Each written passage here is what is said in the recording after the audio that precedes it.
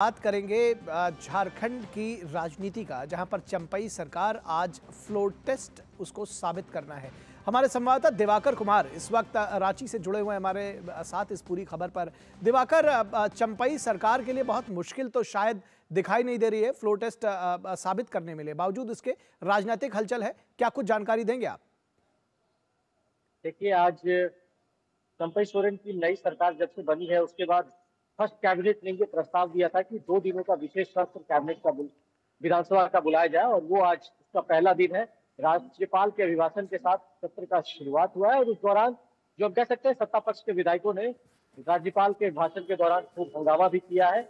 और उसके बाद अब उस पर मुख्यमंत्री की ओर से जो प्रस्ताव की शुरुआत की गई है, विश्वास मत हासिल करने का जो प्रस्ताव उन्होंने रखा है, उस पर इस वक्त विधानसभा में चर्चा चल रही है। और चूंकि हेमंत सोरेन को भी कोर्ट से इजाजत मिली थी कि वो विधानसभा की कार्रवाई में शामिल हो सकते हैं, तो उस लिहाज से हेमंत सोरेन भी वहां पहुंचे थे और उन्होंने भी अपनी बात रखी है। और उन्होंने एक तरीके से केंद्र सरकार और राजभवन पर भी खूब निशाना साधा है। लेकिन जो विपक्ष की ओर से भी लगातार आरोप लगाया जा रहा है कि किस तरीके से भ्रष्टाचार को लेकर ईडी ने कार्रवाई की है। अगर हेमंत सोरेन इतने ही बेदाग थे तो फिर इस तरीके से वो क्यों इतने दिनों तक ईडी की कार्रवाई से भाग रहे थे। तो ये तमाम तरह की जो राजनीतिक गतिविधियां हैं वो तो फिलहाल यहाँ चल ही रही है, लेकिन फिलहाल इस वक्त जो हम कह सकते हैं विधानसभा में दोनों तरफ से अपनी अपनी बात रखी जा रही है। और शाम तक उम्मीद की जा रही है कि लंच के बाद फिर संभावना है कि जब मुख्यमंत्री उस पर जवाब अपना देंगे चंपई सोरेन, उसके बाद वहां पर फ्लोर टेस्ट होगा। लेकिन जो फिलहाल जो स्थिति है उसके मुताबिक ये साफ है कि आराम से जो चंपई सोरेन की सरकार है वो बहुमत हासिल कर लेगी, क्योंकि उन्हें जिस तरीके का समीकरण है, महागठबंधन की यहाँ पे जो सरकार है उसमें झारखंड मुक्ति मोर्चा, कांग्रेस और फिर आरजेडी का ये कुनबा है पूरा, और उसके बाद माले ने भी उन्हें समर्थन दिया है। तो जी। आराम से कहा जा रहा है कि जो 40, क्योंकि जो दो विधायक दोनों तरफ से उनकी तबियत भी खराब है और एक सीट 81 में से एक सीट खाली भी है, उस हिसाब से 40-41 का जो आंकड़ा है, अगर कोई विधायक और भी पहुंच जाते हैं तो आराम से मेजोरिटी हासिल कर लेंगे। लेकिन सरकार का भी ये दावा है कि उनके पास 47 विधायकों का समर्थन हासिल है। हालांकि उन्होंने जब राजभवन को चिट्ठी दिया था तो 43 विधायकों का ही समर्थन उन्होंने पत्र सौंपा था। इस जी। बीच जो सारे विधायक थे वो कल देर रात ही हैदराबाद से रांची आ गए थे और सुबह उन्हें एक ही साथ फिर से विधानसभा लेकर जाया गया है। तो लगातार अभी भी सत्ता पक्ष की ओर से ये कोशिश की जा रही है कि कहीं कोई उनके कुदबे में उनके जो विधायक है उनमें कोई टूट-फूट की स्थिति पैदा ना हो। तो लगातार पैठ बनाने की कोशिश और सबको एक साथ रखने के लिहाज से सबको एक साथ लेकर जाया गया है विधानसभा, और उन पर भी वहां पर भी एक तरीके से नजर भी रखी जा रही है। जी जी, नितिन। जी, जी, निश्चित तौर पर जो एक रिजॉर्ट पॉलिटिक्स एक जो टर्म है उसको एक बार देखने को ज़रूर मिली है।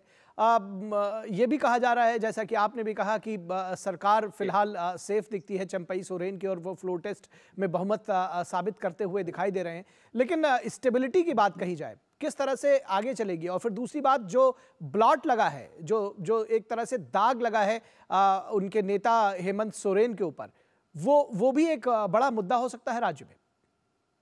निश्चित तौर पर देखिए, लगातार जो ये सरकार अभी चल रही थी, हेमंत सोरेन की अगुवाई वाली जो ये सरकार थी, करीब पिछले 4 सालों से अगर आप देखें तो भ्रष्टाचार के एक के बाद कई आरोप, संगीन आरोप उन पर लगते रहे। कई जो हम कह सकते हैं जुड़े हुए लोग थे वो सब जेल भी जा चुके हैं, 1 दर्जन से ज्यादा लोग। चाहे वो आप जमीन घोटाला की बात करें, माइनिंग लीज की बात करें, माइनिंग घोटाले की बात करें, तो कई जो ऐसे मामले हैं उसमें लगातार कई लोग जेल भी जा चुके हैं। तो ये स्थिति अभी, क्योंकि चूंकि अब हेमंत सोरेन से भी ईडी पूछताछ कर रही है, तो हो सकता है कि हेमंत सोरेन को कुछ और भी क्लू मिले, कुछ भी और रास्ते मिले, तो हो सकता है कि आने वाले दिनों में कुछ और भी कार्रवाइयां हो सकती है। लेकिन इस बीच जो हम कह सकते हैं कि जो जानकारी मिल रही है कि 7 तारीख को इस सरकार का जो मंत्रिमंडल विस्तार है, तो जी। मंत्रिमंडल विस्तार भी एक बड़ी चुनौती है, क्योंकि लगातार देखिए छोटे राज्यों में क्या होता है कि 2-4 सीट अगर इधर से उधर हो गया तो पूरा खेल बिगड़ जाता है। तो जी। वैसे में कांग्रेस का जो खेमा है वो मंत्री पद को लेकर कुछ जो नए विधायक हैं वो थोड़े आसान्वित नजर आ रहे हैं, लेकिन अब पुराने विधायक जिनको मंत्री बनाया गया है वो भी पद छोड़ना नहीं चाहेंगे। तो ऐसे में एक टकराव की स्थिति और एक नाराजगी भी उस खेमे में नजर आ रही है।